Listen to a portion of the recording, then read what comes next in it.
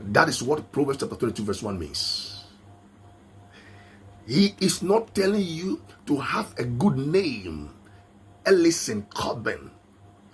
Your name must not be tarnished. Your name must be intact and pure. So when you have an untarnished name and you are poor, it is the will of God. That is not what the Bible is talking about. You have an untarnished name. Bernard Duncan, your name is pure. You are righteous and therefore you are poor. Is better than riches. That's not what the Bible is saying. What the Bible says is this: there is a way to get riches which is so bad that it can tarnish your image, like dealing in drugs, selling coke, selling weed, stealing to make wealth. That is what Solomon is talking about. And he went further, loving favor rather than silver and gold, which means there is a level when you get understanding about kingdom wealth.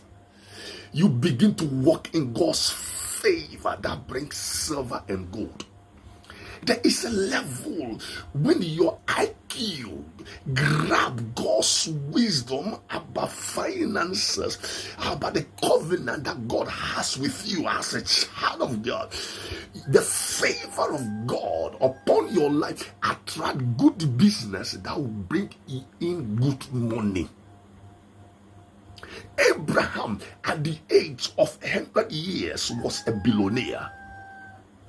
Abraham at the age of 100 years was a worker.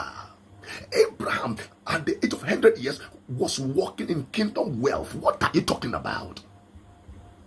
Listen, that verse 2 is what kills me. Proverbs 22 verse 2. The rich and the poor have this in common: the Lord is the maker of them all. Listen, the rich will die, the poor man will die.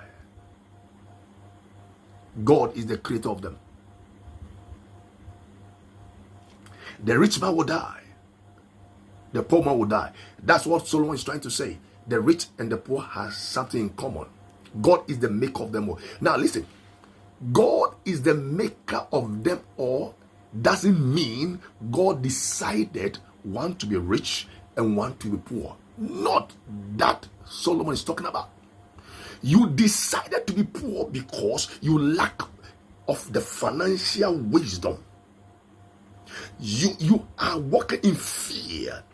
You don't accept that God has entered into a covenant to bless you with wealth. That's why you are still poor. The rich and the poor have this in common. It is your mind of not accepting God's covenant blessings of wealth. It is your mind not accepting God's covenant of riches. That's why you are still poor. You will die as a poor Christian and you shall be buried as a poor Christian. You only enjoy wealth in heaven. No, that's not what God means. Now listen carefully, people of God. You walking in physical covenant of God's wealth. You walking in physical covenant of God's riches begins in your mind.